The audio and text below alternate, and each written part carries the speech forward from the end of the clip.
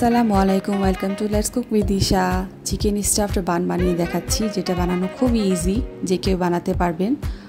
দেখতেই পাচ্ছেন এখানে আমি 2 কাপ ময়দা নিয়েছি, 1 চামচ ইস্ট নিয়েছি, 1 চামচ চিনি নিয়েছি, 1/2 চামচ লবণ দিয়েছি, 1 চামচ গুঁড়ো দুধ দিয়েছি এবং এটাকে আমি এখন একটা ডিম ভালো করে ফেটিয়ে নিয়ে মিশিয়ে দিব।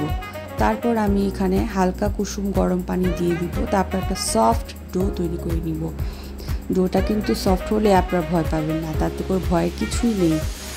যত সুন্দর সফট একটা ডো তৈরি হবে, পরবর্তীতে কিন্তু আপনি যখন মথবেন জিনিসটা মধ্যে দেখবেন, চেক করবেন, দেখবেন তো খুব সুন্দর একটা টেক্সচার আপনি পেয়ে যাবেন, যেটা আমাদের বানের জন্য একেবারেই পারফেক্ট হবে। এখানে আমি অ্যাড করে দিলাম ঘি। আপনারা চাইলে মেল্টেড বাটারটাও ইউজ করতে পারেন, তাতে করেও ভালো হবে। যেহেতু বাসায় তৈরি খাবার, তো কোনো কিছুতে কমতি থাকবে না ইনশাল্লাহ। আপনারা দেখতে থাকুন। আপনারা যদি সেম এই প্রসেসগুলো ফলো করে বানান, ইনশাল্লাহ নিরাশ হবেন না। এখানে আমি উপর থেকে একটু ঘি মাখিয়ে জিনিসটাকে আমি 20 থেকে 30 মিনিটের জন্য ভালো মতো অ্যাক্টিভ হওয়ার জন্য রেখে দিচ্ছি। একটু পরে দেখবেন ফুলের ফলে একাকার হয়ে যাবে। এখানে আমি স্টাফিংয়ের জন্য চিকেন নিয়ে নিয়েছি, কোয়ান্টিটিটা সব কিছু আমি স্কুলে দিয়েছি। চিকেন, অনিয়ন এবং ভেজিটেবলস যেমনটা দিলে আপনার জিনিসটা পারফেক্ট হবে। আমি একদম পারফেক্ট রেসিপিটাই আপনাদেরকে দেখাচ্ছি। এখানে আমি একটু ঘি দিয়ে দিলাম প্যানে ঘিটা দেওয়ার পর তারপর আমি সবার আগে এখানে রসুন কিমাটা আমি ভেজে নিচ্ছি। হালকা একটু ঘ্রাণ ছড়িয়ে পড়লেই আমি এখানে চিকেনটা অ্যাড করে দিচ্ছি। চিকেনের সাথে দিয়ে দিব 1 চা চামচ চিকেন পাউডার, যেটা এক্সট্রা একটা টেস্ট এটাতে অ্যাড করছে, যেটা টেস্টটাকে আরও ইনহ্যান্স করছে। তারপর দিয়ে দিচ্ছি ভেজিটেবলসটা তো আমাদের বাচ্চাদের জন্য খুব উপকারী জিনিস। বেকারিতে গেলে আপনি কখনোই এরকম ফ্রেশ বা এরকম কোয়ালিটি সম্পূর্ণ খাবার পাবেন না। বাসা তৈরি খাবার তো সবসময় বেস্ট, আমরা সবাই জানি। আর এখানে আমি দিয়ে দিলাম এই সময় এখন দিয়ে দিচ্ছি 2 রকমের ক্যাপসিকামটা দিয়ে নাড়াচাড়া করে তারপর এখন আমি দিয়ে দিব 2 চা চামচ ময়দা এবং দুধ গুলিয়ে নিয়েছি। পাউডার মিল্কটা দুধ দিয়ে আমি গুলিয়ে নিলাম।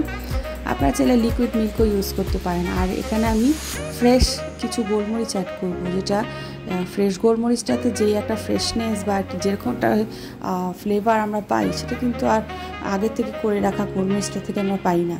তাই সবসময় চেষ্টা করবেন রান্নার ক্ষেত্রে ফ্রেশ গোলমরিচটা ইউজ করতে। দেখতেই পাচ্ছেন কতটা আকর্ষণীয় হয়েছে।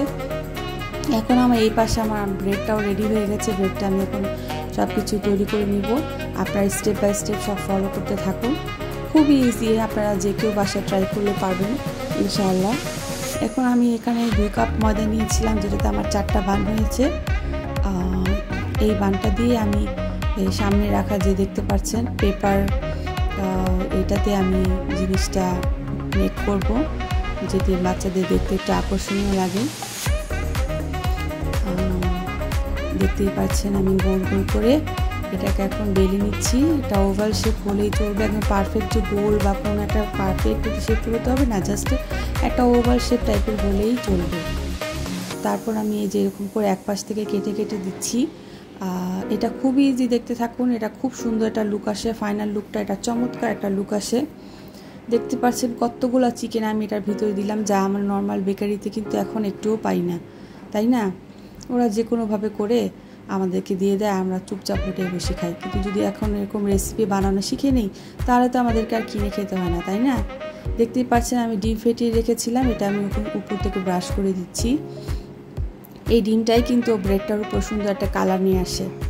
তারপর উপর থেকে সাদা তিল ছিটিয়ে দিচ্ছি এবং এক্সট্রা আকর্ষণীয় করার জন্য আমি এখানে একটু কালো জিরা অ্যাড করে দিচ্ছি। এটা অপশনাল, আপনারা চাইলে নাও দিতে পারেন, কিন্তু এটা দেখতে খুব সুন্দর হয়, অনেক ভালো লাগে, আকর্ষণীয় লাগে, দেখতেই পাচ্ছেন।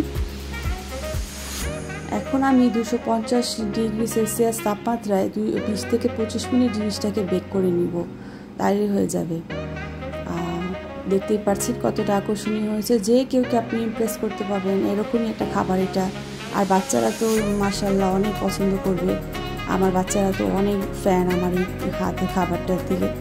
আমার ভিডিওটি ভালো লাগলে লাইক, কমেন্ট, শেয়ার করবেন, আপন মানুষদের সাথে ছড়িয়ে দিবেন, আমাকে সাপোর্ট করবেন, এটাই আশা করি। আসলে এটাই একটা ভিডিও মেকারের জন্য পাওয়া, এর থেকে বেশি আর কী হতে পারে, তাই না? উপর থেকে মাখন মাখিয়ে দিলাম, তাহলে করে ব্রেডটা সফট থাকবে। সবাই ভালো থাকবেন, আল্লাহ হাফেজ।